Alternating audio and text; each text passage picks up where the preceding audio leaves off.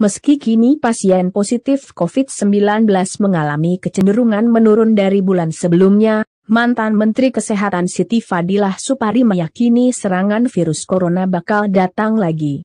Hal itu diungkapkannya saat berbincang-bincang dengan Rahma Sarita pada tayangan video berjudul Siti Fadilah Supari, Vaksin Nusantara tidak bisa diproduksi massal.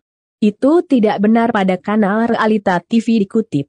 Rabu, 1 September 2021. Kita belum bisa jawab kenapa kasus COVID-19 bisa naik turun drastis. Makanya, kita harus siap. Saya yakin serangan itu akan datang lagi, ujar Siti Fadilah. Siapnya harus bagaimana? Kita harus kuat imun.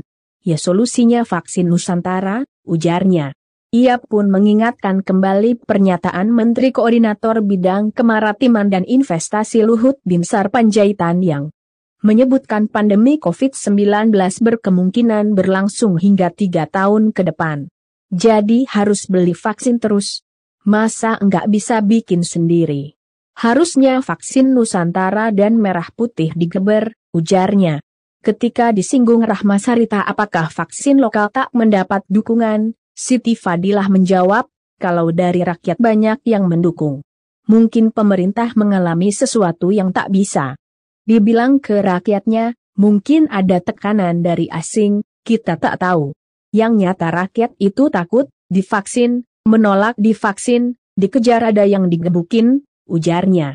Saya yakin tak ada pemimpin yang tak ingin melindungi rakyatnya kecuali kalau ada sesuatu yang terjadi kepada pemimpin kita.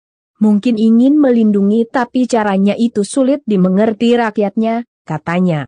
Ia pun menyatakan, anak bangsa sebenarnya sudah sanggup memproduksi vaksin sendiri. Ia pun mencontohkan PT Bio Farma. Namun ia pun meragukan perusahaan vaksin terbesar di Indonesia tersebut karena kepemilikan sahamnya sudah dibeli pihak tertentu. Masih bisa merdeka atau tidaknya, saya tidak tahu, ujarnya.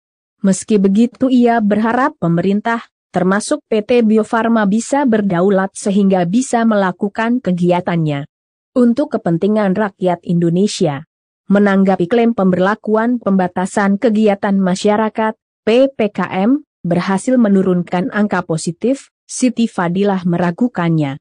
Saya kira itu hanya sekadar asumsi ya, ujarnya. Soalnya hingga saat ini pihak terkait tidak memiliki data mengenai penyebab naik atau turunnya jumlah pasien COVID-19. Dulu kasus sempat melompat di masa PPKM jadi, itu asumsi. Singapura aja PPKM-nya ketat tetap bisa meledak lagi, ujarnya.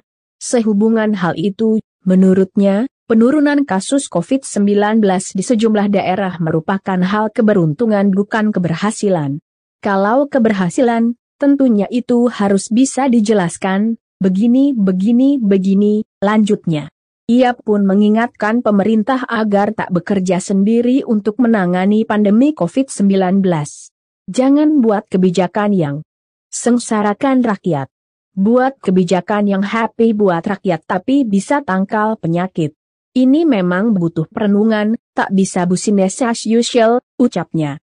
Terima kasih telah menonton info hot terkini, terus dukung channel kami dengan cara like, subscribe, dan share.